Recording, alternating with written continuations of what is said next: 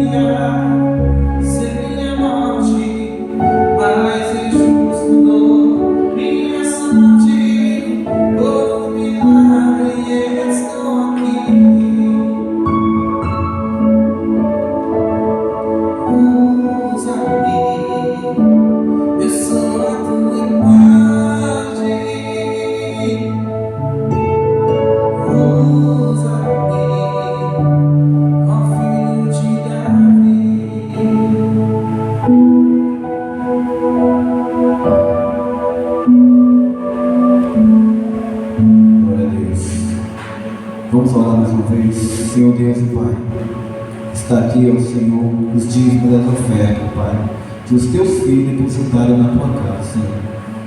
Pai amado, querido Deus, santifica esses ofertas, esses dízimos, Senhor, para mantimento da tua obra, Senhor, e abençoa a vida de cada um, Senhor, que aqui dizimar e aqui ofertar, Senhor.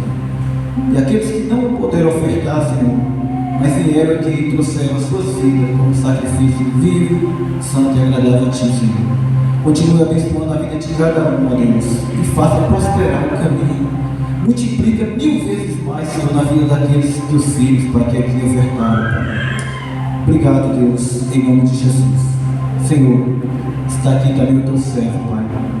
Te pedimos, Pai, que o teu poder agora, através da tua palavra, se manifeste na vida dele, Pai, para que ele possa trazer mais uma vez, ó Deus, o alimento espiritual para nossas vidas. Não aquilo que queremos, ó Pai, porque não sabemos o que queremos, mas é aquilo que necessitamos, porque o Senhor sabe o que necessitamos. Então, Pai, abençoe o teu servo e traga na mente dele tudo aquilo que ele estudou, para que ele não esqueça de nenhuma palavra, Pai. Em nome do teu Filho amado, te louvamos e te agradecemos. Amém.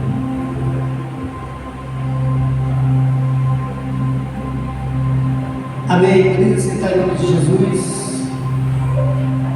Muito boa noite para todos. Amém. Que bom que você veio hoje para adorar Deus e servir. Deus é bom, por isso que a gente está aqui hoje. Quem está feliz aí? Amém. Glória a Deus. Olha que bom hoje. Abra a sua Bíblia aí, 1 de Pedro, capítulo 2. Pedro está aqui hoje, né, Pedro? 1 de Pedro, capítulo 2. Essa carta que Pedro escreve, a primeira carta dele, é muito profunda. A gente olha e observa essa carta de Pedro, a gente percebe que um cara iletrado, sem muita cultura, um pescador da Galileia, ele não tinha condições humanas de perceber e falar e notar coisas tão profundas que vai além da compreensão humana, que sai do âmbito terreno e entra de uma forma bem poderosa em Deus. E a gente percebe nesse capítulo primeiro aqui, com a Bíblia nova aqui, ela não consegue ficar na página. Olha que coisa poderosa, que a gente vai, algumas palavras desse texto de capítulo 2, cadê a regulador? Está aí,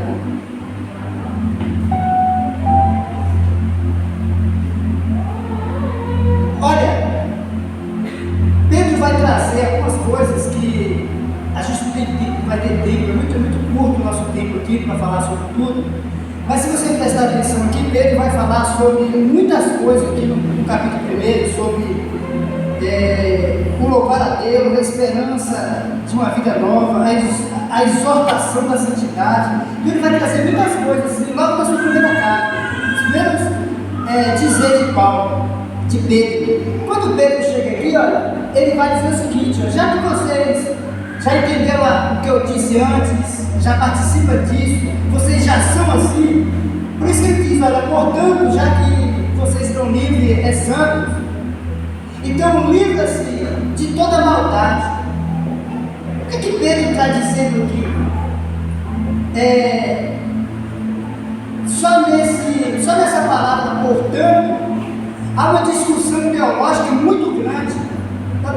Eu tenho um livro que ele trata só dessa questão aqui, se é imperativo, se não, porque ele está dizendo assim, olha, já que vocês livram-se, o que ele está dizendo? Quem tem que fazer isso? É eu e você. É algo que te incomoda, é algo que não está bem para você, e você quer se livrar de algo que te perturba, de algo que te traz mal, de algo que não é bom para você. Livra disso, você vai te trazer prejuízo. Então, essa questão é só de você, nós podemos fazer isso. Então, ele está falando aqui, olha, já que livra-se de toda maldade e de todo engano. E a gente vai perceber aqui lá na frente que parece que é uma contradição do que Pedro está dizendo, porque ele está falando aqui de pessoas já regeneradas, pessoas já santas. Mas como é que pode uma pessoa já, a ideia que ele vai dar na frente, portanto que você já está em Cristo, mas como que ainda há maldade, engano, hipocrisia, inveja e todo tipo de maledicência? Aí ele diz, olha, como criança recém-nascida, deseja de coração o leite espiritual puro, para que por meio dele cresça para a salvação. Olha que coisa maravilhosa.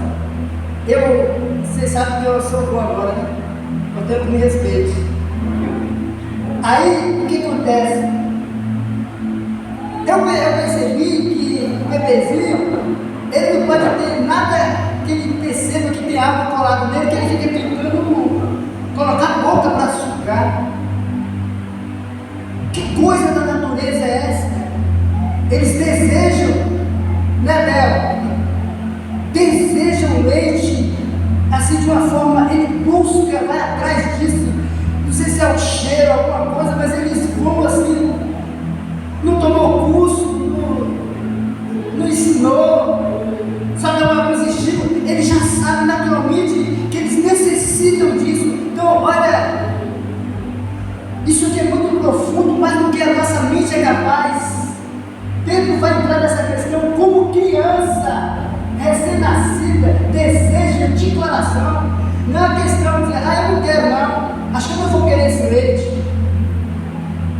E é fundamental para a vida. E às vezes, quando eu percebi que às vezes a mãe não tem leite nos primeiros dias, eles conseguem fazer um suprimento que para simular o leite, talvez tenha as mesmas vitaminas, talvez vai sustentar, não cria a criança, mas não é o leite puro, porque o puro vem da onde? Da mãe. Olha que coisa incrível. Por mais que tenha esse suplemento, por mais que pareça, por mais que a criança se alimenta daquele leite, vai nutrir ele, mas não é ainda leite puro. Para que por meio dele a gente, esse leite, que leite é esse? O que ele está falando? Essa metáfora vai levar a gente a imaginar e pensar o quê? O que nós devemos desejar ardentemente? A palavra de Deus. E em dados momentos aqui, Pedro vai confundir tanto a palavra como o próprio Cristo. E ele vai dar uma razão, por que isso? Olha que coisa, só através desse leite que pode haver um crescimento para a salvação. Agora, tem provado que o Senhor é o quê? Bom.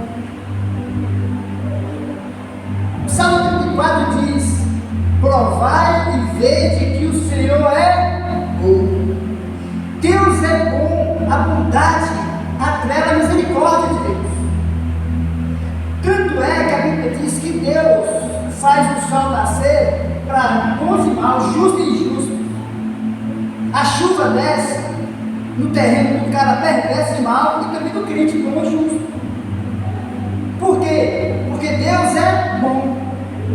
A bondade de Deus faz com que as pessoas usufruem de tudo que Deus fez de bom, tanto mal, justo e injusto. Por isso que ele vai. Agora, há uma diferença entre Deus ser bom e a gente provar da bondade de Deus. Por isso que ele diz: provai e vede, o Senhor de fato é bom. Porque às vezes tem gente que usufrui da bondade de Deus, mas não sabe de onde vem a bondade. Tipo assim, né? Então, à medida que se aproxima dele, a pedra viva. Olha que coisa maravilhosa que Deus está dizendo. À medida que a gente vai caminhando, que a gente vai aprendendo, que a gente vai crescendo, que a gente vai se aproximando, essa pedra viva, aí ele vai dizer: rejeitada pelos homens, mas escolhida por Deus e preciosa para Ele. Então, a gente vai entender isso aqui, olha. Lembra que Isaías, lá em Isaías 53, a Bíblia diz que ele era rejeitado e os homens não faziam dele caso algum. Era como raiz de uma terra seca, não tinha nem aparência nem formosura, e as pessoas, eles foram rejeitados o tempo todo, rejeitados pelo seu próprio povo. Olha que isso a pessoa não tem noção nenhuma, nem saber quem ele é. Aí olha que Pedro vai dizer: vocês também estão sendo utilizados. Olha que coisa maravilhosa. Isso aqui coloca eu e você num padrão e dentro de um contexto tão maravilhoso, que Pedro vai dizer: olha, ele fala da figura de Jesus, mas depois ele vai dizer: vocês também estão sendo utilizados, usados para isso, como pedras vivas. Olha que coisa maravilhosa. Eu e você, eu olhando para eu mesmo, não consigo imaginar isso, não consigo entender isso, que eu sou isso. E às vezes a gente acha que não é nada nem ninguém com Ele, e Deus está nos incluindo nisso. Isso aqui é muito maravilhoso. Então, como nós somos preciosos para Deus, de uma forma, como vocês também estão sendo utilizados como pedras vivas na edificação de uma casa espiritual. Olha, vai adornando, vai crescendo, vai se formando. Agora, para que essa casa está sendo edificada? Qual a razão da edificação dessa casa? E casa espiritual, para serem, olha a razão, sacerdócio santo, oferecidos sacrifícios espirituais, aceitáveis a Deus por meio de Jesus Cristo. Ele é o modelo, Ele é a razão. Então Deus nos aceita como edifício por meio de Jesus Cristo, a qual nós vivemos e a qual nós aceitamos, e a qual nós seguimos. Então, aí ele vai dizer assim: olha, pois assim é dito nas Escrituras: eis que ponho em Sião uma pedra angular, escolhida, e o que mais? Aquele que nela confia jamais será envergonhado. Quando a gente volta aqui, olha, vocês também estão sendo utilizados como pedra viva para esse, o propósito é esse, sacerdócios espirituais aceitáveis por Deus. Aí ele me diz, nas Escrituras já dizia isso, os profetas, salmistas já diziam isso: uma pedra angular, escolhida e preciosa. Aquele que nele confia jamais, é impossível ser envergonhado. Agora a questão é: que pedra angular é essa? O tão incrível que, quando a gente olha para isso, essa pedra angular aqui, ela é o fundamento, é a base que sustenta algo, a base e o fundamento. Então, se Jesus não for o fundamento de todas as coisas, acaba a razão da gente estar aqui. Qual é o fundamento? Olha o que ele vai dizer: portanto, para vocês, os que creem, esta pedra é preciosa, mas para os que não creem, é a pedra que os construtores rejeitaram e tornou-se a pedra angular. Você imagina o que é a pedra angular? Quando a gente, hoje, eu estava vendo um tempo atrás, na Índia, eles usam muito isso foi muito fundamental no tempo, onde não existia muito concreto armado, essas bases, tudo. Então, você imagina você investir num arco de pedra. Eu fiz muita churrasqueira com borda redonda. A gente criava um molde e ia fechando. O último tijolo que a gente coloca, você vai fechando um arco, você vem daqui para lá e daqui para cá. Quando chega no meio, você coloca uma pedra. Essa pedra, ela sustenta o arco, ela firma. Você pode colocar o peso que for em cima, uma pedra sustenta tudo, ela é o fundamento para segurar uma estrutura, um fundamento. Olha que coisa maravilhosa. Então Jesus, ele é o fundamento, ele é o tudo. Olha que coisa, quando a gente olha para a figura de Jesus, quando ele diz isso, Colossenses 1, coloca aí para a gente, Colossenses 1,15, Paulo vai falar isso. Olha quem é Jesus, porque ele é o fundamento de todas as coisas. Então, quando a gente vem para Cristo, que ele se torna o nosso tudo, a gente tem uma razão muito forte para estar. Hoje, pra você ter uma ideia, eu fiquei tão maravilhado. Tem horas que acontece algo nas nossas vidas que fica tão difícil, impossível, improvável você não acreditar que a mão de Deus agiu para você não tomar um prejuízo muito grande. Olha que coisa incrível. Eu fiquei tão básico com Deus. Eu estava fazendo uma estrutura de um móvel e eu cortei toda a base para fazer o móvel, muito grande. Aí do nada eu falei para a funcionária, vamos lá na obra para ver já tinha cortado tudo montado. Quando eu cheguei lá tinha um erro muito grande. Eu falei assim, meu Deus, sabe quando Deus fala assim, ó, vai lá, eu não tem necessidade, mas vai. Eu falei assim, eu vou. Eu falei, viu? Ainda pensei 2 vezes assim, Senhor, eu tenho como eu não precisar ir lá e eu tirar uma medida aqui. Mas eu acabei indo. Quando eu cheguei lá, eu percebi o que Deus queria. Eu falei, meu Deus, que prejuízo que eu ia tomar. É muito grande. Aí tem coisas que você percebe que fica impossível não ser Deus. Sabe aquela coisa, você faz isso, depois que acontece, você fala assim, meu Deus, não que você não acreditava em Deus, mas as coisas vão reforçando o cuidado que Deus tem com a gente, nas mínimas coisas, quando ele é o fundamento da nossa fé. Ele vai guiando a gente em todo sentido da vida.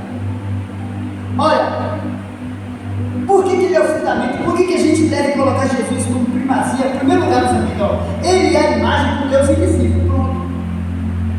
Lembra que Jesus falou assim, olha, quem vê a mim vê o Pai, vocês estão querendo ver Deus? Olha para mim. Hebreus diz que ele é a expressão exata, Hebreus 1, e diante vai dizer que Jesus é a expressão exata de Deus, exata de Deus. Ele é a imagem do Deus invisível, o primogênito sobre toda a criação, pois por meio dele foram criadas todas as coisas. Por que nós devemos confiar?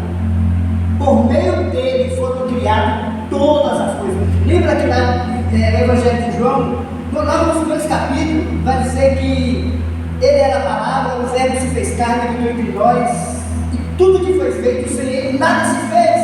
Olha que João diz que ele diz. Tempo posterior, Paulo vai falar a mesma coisa. Todas as coisas há nos céus e na terra. Agora me fala aqui, pois por meio dele foram criadas todas as coisas nos céus. Eu queria que alguém habilitasse aí a falar de algo que Deus criou lá no céu. Tem algo que você sabe? Jesus falou isso lá para Nicodemos, no capítulo 3 de João, e fala assim, olha, se eu te falo das coisas terrenas, mas tu não sabe, imagina se eu falasse das celestiais. Imagina aí. Se Tu é tão sábio, eu estou te falando das coisas terrenas, tu não sabe, tu imagina se eu falasse das coisas espirituais. Olha, as coisas que foram criadas, tanto na terra como nos céus, as visíveis e as invisíveis. Senhor, o que é invisível que o Senhor fez, que eu não consigo ver, mas foi o Senhor que fez todas as coisas, seja trono, seja soberania, que é poderes, que é autoridade, todas as coisas foram criadas por Ele e para Ele. Ele é antes de todas as coisas, e por meio dele, tudo subsiste.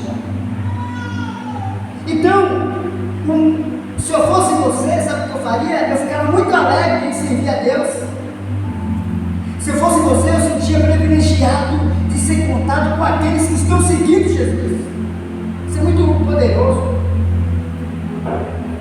Não é milagre você vir para a igreja e ficar rico, ser curado de um câncer, ganhar um coração novo. Isso é nada. O mais precioso é você conseguir entender isso aqui. Pronto, já era. Ser o cara mais feliz da terra, a mulher mais feliz da terra. Ele é o cabeça do corpo, que é a igreja. Quer dizer, nós somos o corpo aqui. Ali é dedinho, ali é a mão, ali é o pé, a orelhinha. Nós somos o corpo. Ele é o cabeça, é ele que rege, que domina sobre todos nós. Por isso que aqui ninguém manda, ninguém mata o outro, ninguém mata o outro. Nós somos irmãos, um necessita do outro. Eu só estou falando aqui porque a mão está segurando o microfone. Vocês estão escutando porque o ouvido está. Olha que coisa preciosa. Uma mão segurando uma coisa, o outro falando, o pé me sustentando, a visão vendo, a voz falando, olha que coisa preciosa. Ele é o cabeça. Eu e você é a igreja, o corpo de Cristo. Ele é o que? O princípio. Ele é o primogênito dentre os mortos. Ele ressuscitou para não mais morrer, para ser glorificado. E aí, não só antes de Jesus, muitos ressuscitaram, mas não receberam um corpo glorificado e morreram de novo. Para que em tudo tenha a supremacia. Ele ganhou o direito por Deus de ser Senhor de todas as coisas. Olha que coisa boa. E eu e você servem a Deus que é tudo e supremo sobre todas as coisas. Pois foi do agrado de Deus. Olha, tanto em Isaías 53 fala assim que Deus viu o penoso trabalho das suas mãos e ficou satisfeito. Olha o que Paulo vai dizer. Pois foi do agrado de Deus que nele habitasse toda a plenitude. Não há nada que falta em Jesus, ele é todo completo, não falta nada. Então isso, e por meio dele, reconciliar-se consigo todas as coisas, tanto as que estão na terra, quanto as que estão no céu, estabelecendo a paz por meio do seu sangue derramado na cruz. Amém. Quando você ter a noção de que você é salvo, de que você não precisa fazer nada, que ele morreu a sua morte, que ele te deu a salvação, tenha paz. Filipenses diz isso. Porque ele está tão perto, fique em paz, você é salvo, não se perturba. Daí, antes vocês estavam separados de Deus e eram inimigo dele por causa da disposição de quem? Do mau procedimento de vocês. É justamente isso que Pedro vai. Volta lá em 1 de Pedro. 1 de Pedro, capítulo 2. A gente parou no 2.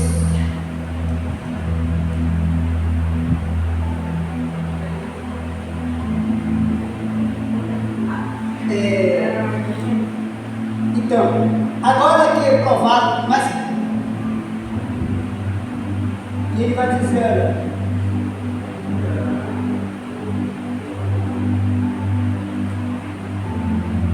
então, portanto, vamos voltar aqui preciosa, mas para os que não creem, é pedra que os construtores rejeitaram, tornou-se a pedra do lar. Imagina aí, imagina a pessoa ter tudo, mas rejeitou a coisa principal. Imaginou aí? Adianta o cara, Jesus disse que não adianta o cara ganhar o mundo todo e perder a sua alma.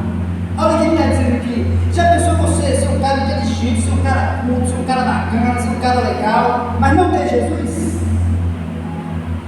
Olha, pode ficar o quê? De que vale tudo isso? Rejeitou, abraçou a religião, abraçou a fé, abraçou tudo, mas rejeitou Jesus. Não adiantou nada. Isso aqui lá na frente vai fazer uma falta enorme. Já pensou? Você vai para um lugar e você leva todo o material. Aí chega lá, levou tudo, aí chega lá, aí faltou 10 pedreiros, as ferramentas. Aí você tem todo o material, mas não pode construir. Mas você achou que ia construir, mas faltou algo essencial. Foi um lado supérfluo. Mas aqui não, é de extrema e total. Portanto, para vocês, os que creem, essa pedra é preciosa, se encaixa perfeita, estruturou tudo, ela fundamentou todas as coisas, mas para os que não creem, aí ela é rejeitada, tornou-se a pedra do lado. Você ia precisar dela, mas rejeitou. Lá na frente, viu que ia precisar, e é uma pedra de tropeço para muitos. É uma pedra, é uma rocha que faz cair. Se você tentar fazer, a pedra de esquina é a pedra fundamental, é onde sustenta também. Você coloca a pedra na esquina ali para aguentar o peso de toda a estrutura. Você pode fazer a estrutura que for, se a pedra não for o fundamento, não for Cristo, vai cair. Se você fizer um arco e não colocar a fundamental, vai sustentar também. Pode até começar bonito, mas lembra de papel? Jesus não era o fundamento, Deus não era o fundamento, Deus é o outro. Não se sustentou esse mesmo. Lá no final do Sermão do Monte, capítulo 7 de Mateus, Jesus disse que o cara construiu uma casa, sabe aonde? Na areia. Não tinha uma pedra fundamental. O que aconteceu com a casa? Caiu. Então você entende como a gente precisa de Jesus? Para o que a gente imagina. A gente acha que não precisa. A gente acha que o nosso serviço é mais importante. Olha o que Jesus disse. Talvez o que passa na mente de muitos cristãos é isso. Olha o que Jesus disse. Filho, não ande ansioso pela vossa vida quanto que há de comer. Eu sei disso, de qual é salteado. Eu sei disso muito, mas isso eu não consigo viver isso na prática. Olha o que Jesus disse. Jesus foi o máximo supremo didático possível. Ele disse assim: olha filho, não fica assim preocupado, ansioso com a comida não, com a bebida não, com as vestes não. Aí Jesus, para eu dizer para ele que eu não entendi direito, aí ele disse assim: olha as aves do céu, olha os passarinhos. Você já viu um plantando e colhendo, ajuntando esse celeiro? Não. Quem que alimenta? Deus. Você já viu as plantas, as flores, como que elas crescem, como que elas são bonitas? O rei mais poderoso desse mundo foi Salomão, não se vestiu de uma flor. Então observe. Aí Jesus vai dizer mais ainda, ele diz assim: olha, foi mais importante a vida e o alimento, o corpo, as vestes. Para eu medir, eu consigo na minha mente medir as coisas. Aí ele diz: portanto, não fica preocupado com comer, beber. Não. Aí Jesus disse assim: olha o conceito de Jesus: me busque em primeiro lugar, a primazia de todas as coisas. Sabe essas coisas que você está preocupado, que você mata, que você luta, que você. Eu vou acrescentar na tua vida. Aí assim, talvez consciente ou inconscientemente a gente diz para Deus: tá bom, Senhor, é verdade, mas deixa que eu me vir, deixa eu me preocupar, deixa eu me esbagaçar. Aí o Salmo 127 diz assim: não adianta adianta você levantar tarde, que meu pão de doce, morar cedo. Deus dá os seus amados enquanto dorme. Quero acreditar nisso todos os dias. De verdade. Isso aqui não é uma conversa, não é o conselho de Deus para a vida. Olha, as pessoas vão rejeitando, elas acham que vai conseguir sozinha, que não, eu vou indo até onde está. Não. Ele vai sendo rejeitado, vai sendo desprezado o leite espiritual, o fundamento que é Cristo. Vocês, porém, aí, olha que Deus misericordioso e bom.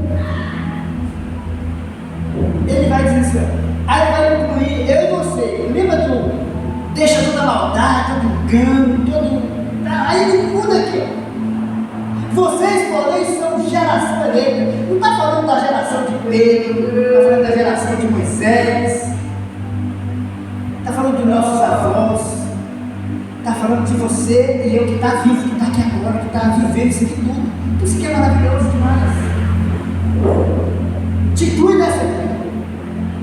Vocês, porém, são geração eleita. Ele já nos elegeu. Não é só eu separar você que talvez você vai ganhar, não.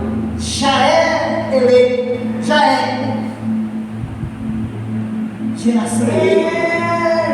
Reino dos sacerdotes. Não é isso que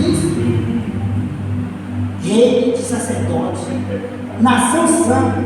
Povo que pertence a Deus. Quem pode dizer amém? Amém. Ou você não pertence a Deus? Ou só eu? Pertence a Deus. Agora, eu pertenço a Deus. Para que eu sou propriedade de Deus? Tem uma razão, tem um propósito, tem um porquê, tem um fundamento também. Que fundamento é esse? Olha o que ele diz. Para fazer o quê? Anunciar as grandezas daquele que ele chamou das trevas para a sua maravilhosa luz. Olha, presta atenção no que a gente leu aqui. Então, nós somos tudo isso. Já fomos eleitos, já fomos separados, já fomos escolhidos, tudo aqui perfeito. Aí ele fala, nós somos do reino dos sacerdotes, quer dizer, somos sacerdotes. Você sabe, para ser um sacerdote aqui tinha que ser da tribo de Levi, era isso? Sim ou não? Sim. Tinha que ser, olha, e separado para ser um sacerdote. Ainda tinha um cara que era escolhido para ser um sacerdote e ainda ia para sorteio por famílias, por tempo. Talvez o cara era sacerdote, talvez ele nunca ia exercer o sacerdócio, só era, ficava na fila ali. Mas ele vai dizer assim, para anunciar as grandezas daquele que o chamou das trevas para a sua maravilhosa luz. Isso aqui é tão maravilhoso, é tão bom. Ele nos chamou, nos tirou das trevas para a sua maravilhosa luz. O próprio Colossenses, capítulo 1, 13, vai dizer assim, olha, que ele nos tirou do império das trevas, o reino do seu amor. Olha que coisa incrível. Quando a gente era do império das trevas, a gente fazia não o que a gente queria, mas o que o inimigo ditava e nos dava ordem para fazer, e a gente não tinha o direito de dizer não, a gente só tinha que obedecer, e não obedece não para ver. Era o império, imperava o mal sobre nós. Ele nos transportou, ele nos tirou do império das trevas e colocou no reino do seu amor. Aí ele trata a gente com amor. Aí a gente usa do amor de Deus para dizer não para Deus. Olha que coisa terrível. Para o inimigo a gente dizia, a gente não tinha o direito de dizer não, só assim, faça isso. Aí ele nos transportou o reino do seu amor. Aí eu consigo dizer não para Deus e ele vai tratar disso aqui. Olha, o reino do seu amor, para a sua maravilhosa luz, entendesse, Ele nos chamou do império das trevas para a sua melhor e maravilhosa luz. Você sabe o que Davi vai dizer no Salmo 27? Ele vai dizer assim: olha, o Senhor é a minha luz e a minha salvação, vou me recear, o Senhor é a força, vou ter medo de quê? Quando a pessoa não tem a luz de Cristo e vive nas trevas, ela vive com medo. E sabe medo de quê? Do amanhã. É isso que perturba o mundo, não é o hoje. Nas trevas, as pessoas têm sempre receio e medo do amanhã. Aí se eu ficar doente, aí vem o medo. Se eu perder o emprego, aí vem o medo. E se eu... Aí o inimigo vai trabalhando na mente das pessoas, porque ela está no escuro, ela não consegue ver o amanhã. Aí vem o medo, vem o medo, vem o medo, vem o medo. E se isso acontecer? E se o dinossauro ressuscitar e vir aqui derrubar tudo isso? A coisa mais improvável é a pessoa aqui. Tipo assim, entendeu? Mas hoje não. A gente não está nas trevas, a gente está na luz, a gente sabe do amanhã. Ah, se isso aqui ficar ruim amanhã, Deus vai estar comigo. E se o barco afundar, Deus vai vir uma baleia, vai me cobrir, vai levar lá do outro lado. Tipo assim. A gente vai criando essa possibilidade, porque o amanhã pertence a Deus, a gente está seguro nele. A gente não está mais nas trevas, então isso aqui já traz benefícios para a gente. Amém. Antes vocês não eram nada de nenhum, mas agora são o povo de Deus. Não havia recebido misericórdia, mas agora nós recebemos. Deus trata a gente com amor. Antigamente não era chutado, será? Agora não, misericórdia. Mesmo que a gente erra, Deus fala assim: eu sou humilde para ensinar de novo. Isso que ele diz: aprendei de mim, porque eu sou muito humilde de coração. Por que Jesus diz isso? Errou, filho, cara. O que você errou? Eu te falei para você não fazer? Ele fala: meu amigo, ensinar de novo. Aí filho, de novo? De novo, pai. Me engana. Ele é humilde para ensinar de novo e de coração. Isso que é bom, né? Por isso que a misericórdia dele fez isso. Antes você não era nada, mas a misericórdia dele, ele recebeu misericórdia, mas agora Deus muda tudo a nossa história. Então, amados, insisto em quê? Como o quê? Direito. Estrangeiro no mundo. Vocês se abastêm dos desejos carnais que guerreiam para vocês. Há uma guerra. Você vê que Pedro vai colocando a gente numa posição boa, depois numa posição de perigo, depois no que você pode fazer, vai nos alertando, cuidado. Amados, ou não é ou miserável? Não. A misericórdia aqui de novo. Amados, eu insisto em quê? Estou insistindo, presta atenção. Como estrangeiro e peregrino, vocês não é daqui não, vocês estão só de passagem. Cuidado, para não ficar aqui eterno. Deixe de lado, se abstenha, não faça uso dos desejos carnais, que é uma guerra. Paulo vai explicar isso lá em Gálatas 5, parte 16. Contra nós, é uma guerra mesmo. Tenha uma conduta correta entre os padrões, mas no ensinamento para nós. Para quê? Mesmo que eles nos acusem de praticar o mal, observe as boas obras que vocês praticam e glorifique a Deus no dia da intervenção dele. Jesus disse isso tudo para a gente lá no Sermão do Monte, ensinou tanto sobre isso aqui, dá uma lição para a gente não errar. Pedro vai reforçar tudo isso aqui. Que os homens vejam as nossas boas obras e glorifiquem o nosso Pai que está no céu. Jesus disse isso.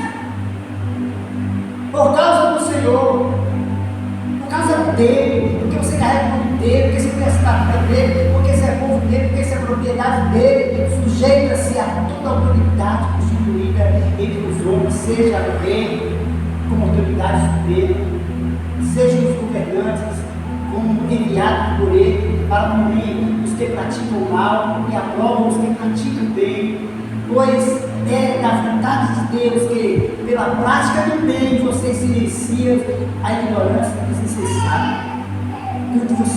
só ver você fazendo bem, no momento mais improvável, das pessoas mais imerecidas, a gente vai.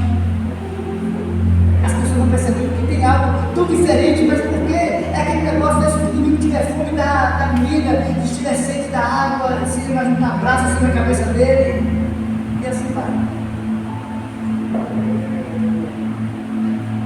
Viva como pessoas livres, mas não use da liberdade como desculpa para fazer o mal. Viva como servo de Deus. Você não é livre para fazer e falar o que você quer. Você tem que ser moderado. O que Deus quer? O que Deus faria? Como é que Deus agia? Eu vou agir assim. Sou filho dele, porque eu pareço com meu pai. Isso é bom demais. Você tem mais 5 minutos? 8h44, isso é bom. Tá bom, tá bom. Trate todos com o devido respeito, amem os irmãos, tema a Deus e honra o Rei.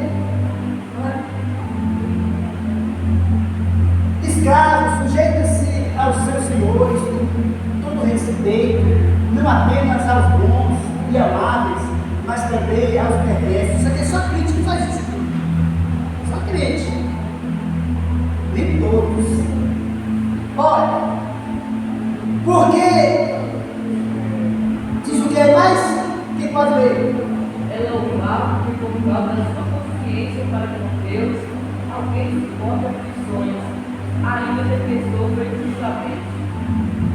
Porque é louvável que, por causa da sua consciência, isso aqui, eu estou falando de pessoas bem crentes, porque é louvável que, por meio da sua consciência para com Deus, alguém suporte aflições, ainda que sofra injustamente. Fica na sua, pois que vantagem há em suportar açoites recebidos por ter pecado? Então, é justo. Você fez algo errado, você vai punir, é justo que seja punido, porque louvor não é isso.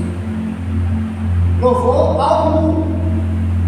Mas ó, se você suportar o sofrimento por ter feito bem, isso é louvável diante de Deus. No primeiro século da era cristã, houve uma carta de Tertuliano que dizia assim: olha, se você servir a Deus e for morto por servir a Deus, você é um mártir. Deus é louvado por isso. Mas se você procurar ser morto para ser mártir, você está lascado. Se você ser pior. É aquele negócio que Paulo diz lá, né? Coríntios 13. Ainda que eu dê meu corpo a ser queimado, se não for por amor, não adianta nada. Só morrer. Por isso vocês foram chamados, pois também Cristo sofreu no lugar de vocês e deixou exemplo para que sigam os seus passos. Nós estamos no 21. Aqui, Pedro vai tratar vamos terminar de ler para explicar, mas a gente vai dar. Seria bom se a gente ficasse 3 dias explicando, né? Seria tão maravilhoso. Mas alguém quer dormir. Por isso vocês foram chamados, pois também Cristo sofreu em lugar de vocês e deixou exemplo para que sigam os seus passos. É só olhar para onde Jesus andou e seguir, a gente vai chegar no lugar certo. Ele não cometeu pecado algum, e nenhum engano foi encontrado em sua boca. Quando ele era insultado, não revidava. Quando sofria, não fazia ameaças, mas entregava-se àqueles que julgam com justiça. E ele mesmo levou no corpo os nossos pecados sobre o madeiro, a fim de que morressem para o pecado e vivessem para a justiça, por suas feridas vocês foram curados. Isaías 53. Antes vocês eram como ovelhas desgarradas, mas agora se converteram ao pastor e bispo da vida de vocês. Amém? Deus é bom. Quem entendeu? Glória.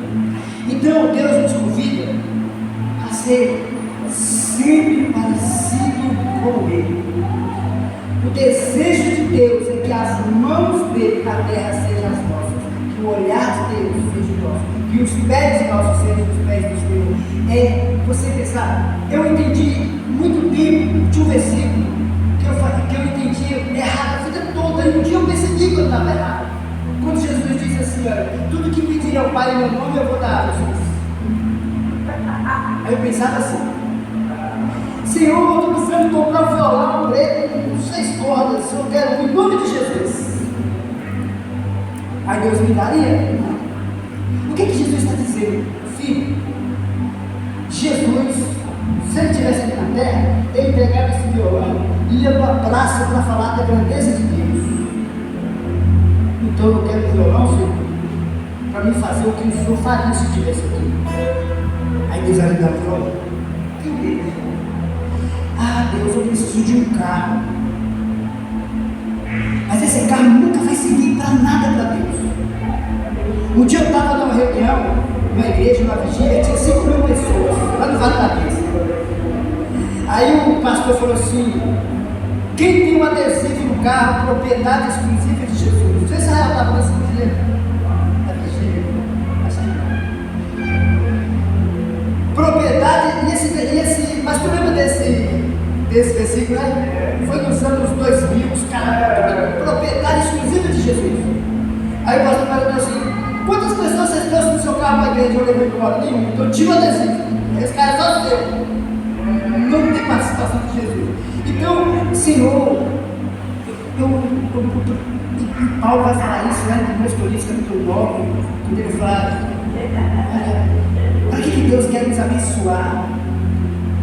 Para que, pela nossa prosperidade, seja tributado graças a Deus através da nossa generosidade. Então pensa bem, Deus te dá condições financeiras para você poder ter condições de abençoar pessoas que necessitam, e essa pessoa tem condições de agradecer a Deus porque você teve condições de abençoar. Não é bom isso? Mas a pessoa fala assim, não, eu quero 10 milhões para colocar no banco para me viver minha vida, e eu dizer para minha alma, outra alma, agora descanse em paz, sem trabalhar mais. Não. Deus tem um propósito em todas as coisas. Senão fica sem fundamento. Você entende? Você tem uma fazenda e nada disso flui. É meu, esse aqui é meu. E você não usar para a glória de Deus. Você tem uma frota de carro, entendeu? Então Deus quer nos abençoar em todas as coisas, para que a gente seja bênção. Aonde a gente for, a gente ser parecido com Cristo, a gente ser bênção e onde a gente for, onde estiver, a bênção de Deus se estender. Sabe aquele negócio que a Bíblia diz, falou com José, quando Jacó foi abençoar José, sabe o que ele falou para José? Foi abençoar, pegou os filhos, foi abençoando um e outro. Ele disse, José, você será como um ramo frutífero por cima do mundo. Olha que coisa boa. Você será como um ramo frutífero por cima do mundo.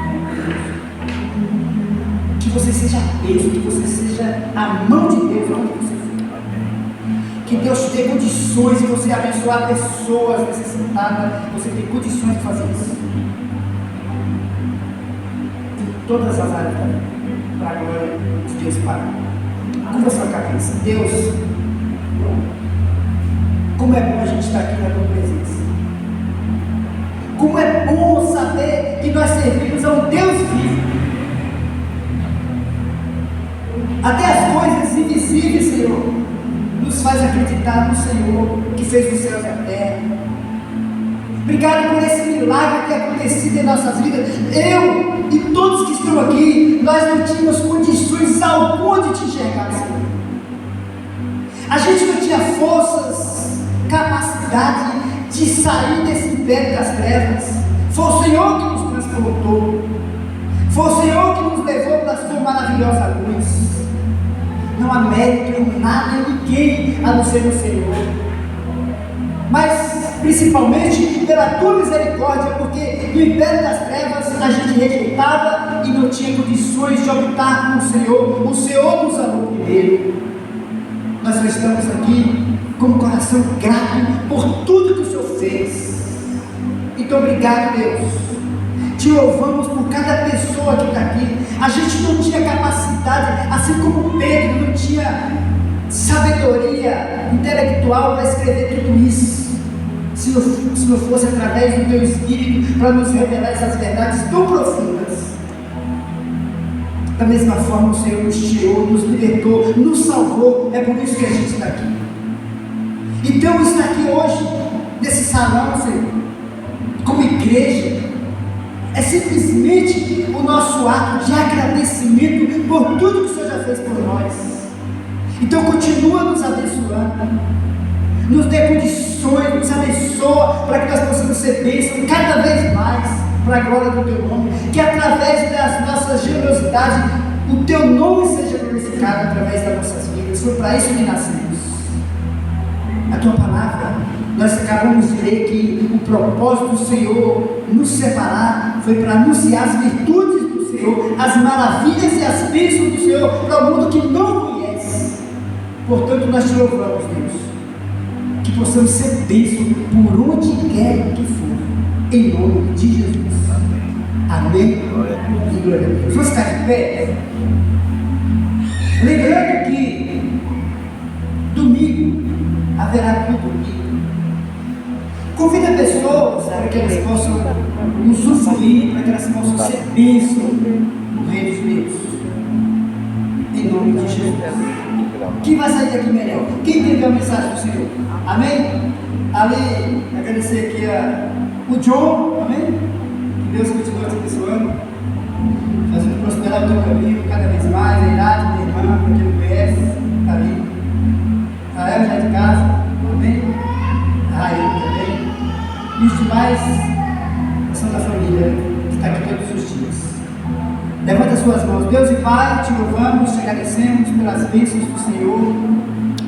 Hoje é quarta-feira, ainda tem alguns dias para finalizar essa semana.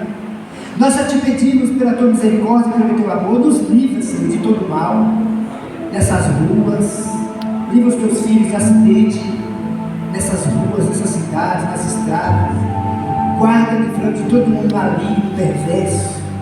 Guarda nossas crianças de todo vírus, todas as pestes, de toda doença, de toda bactéria, de todo mal. Guarda, Senhor, os nossos jovens, as nossas vidas. Nos dê sabedoria em tudo que a gente empreender, nos negócios, em nome de Jesus. Te pedimos que a tua bênção esteja sobre cada um de nós, que as tuas promessas se cumpram em nós. Nós te louvaremos em todo o tempo por tudo que o Senhor é e tem feito por nossas vidas. Obrigado, Senhor. Te louvamos ainda por essa noite, que seja uma noite abençoada, uma noite tranquila, que a gente durma em paz e acorde em segurança para a glória do teu nome. Leva a gente em paz, Senhor, em nome de Jesus. Que o amor de Deus, a graça do Filho possa estar em nossos corações, o amor de Deus preenche todo o nosso ser e a gente possa glorificar o Senhor todos os dias das nossas vidas.